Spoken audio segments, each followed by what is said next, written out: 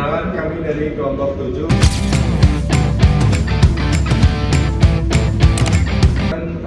menjelaskan tentang seputar terkait UMKM yang ada di PL. Jadi di sini saya akan memberikan podcast tentang UMKM tersebut. Ya, jadi perkenalkan dulu, nama saya Muhammad Abdul Hidayat. Nama saya Sylvi Mastura. Nama saya Nama saya Ridho Rahim. Jadi saya ingin bertanya kepada teman-teman sekalian, gimana sih terkait UMKM tersebut, bagaimana cara mereka mengatur keuangan dan pembukuan sederhana.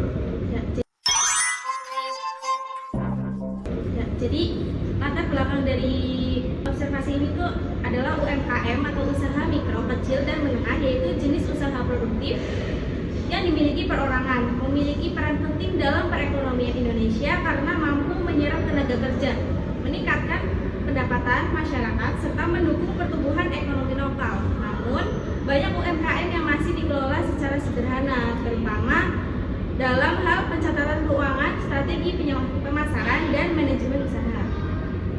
Ada beberapa problem. Yang pertama yaitu manajemen dan pembukuan sederhana, yang kedua persaingan dengan usaha modern, yang ketiga pemasaran terbatas, yang terakhir kurangnya literasi terhadap teknologi digital.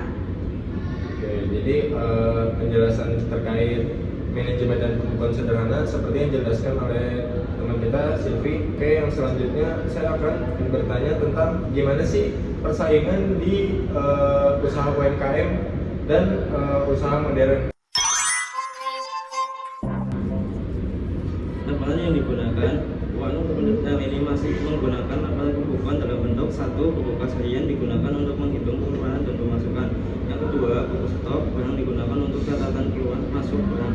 Namun untuk keuangan lebih lanjutnya sudah menggunakan QNIS sebagai alat pembayaran, tetapi laporan yang digunakan masih dalam bentuk manual.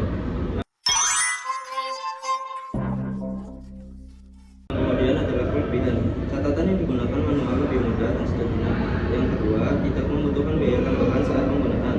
Lalu fleksibel dan praktis. Kemudian aman dari sifat digital. Oke, jadi penjelasan terkait persaingan dan usaha modern yang ada di rel itu, jadi seperti yang dijelaskan oleh teman kita Yusuf. Untuk selanjutnya saya akan bertanya tentang bagaimana sih pemasaran teratas yang ada di kekurangan yang ada di UMKM yang kutiran tersebut, yaitu pertama ada pencatatan yang kurang rapi dan mudah hilang, rawan tercampur dengan antara keuangan pribadi dan keuangan perusahaan atau usaha. Yang ketiga, sulit menghitung laba dan rugi. Yang keempat, rawan terjadinya human error, artinya kadang kita bisa atau sering salah tulis atau gimana. Dan ada pula tantangan yang ada pada UMKM tersebut, yaitu yang pertama, kurangnya pemahaman digital, persaingan ketat antara usaha modern dan tradisional.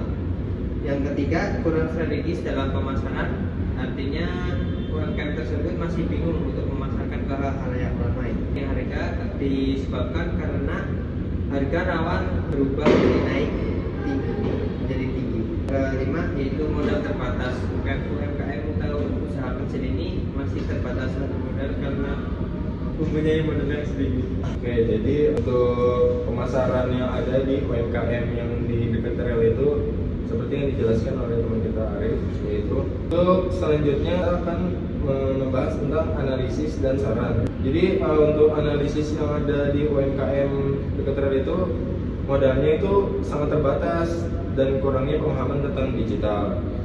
Tetapi membuat warung tepi rel ini masih menggunakan laporan dalam bentuk pembukuan dengan sistem manual, walaupun sudah menggunakan salah satu pembayaran digital yaitu KRIS.